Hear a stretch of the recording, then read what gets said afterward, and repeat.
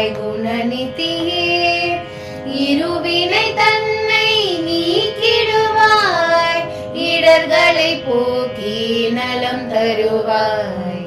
இருவினை தன்னை நீக்கிடுவாய், இடர்களை போக்கி நலம் தருவாய்.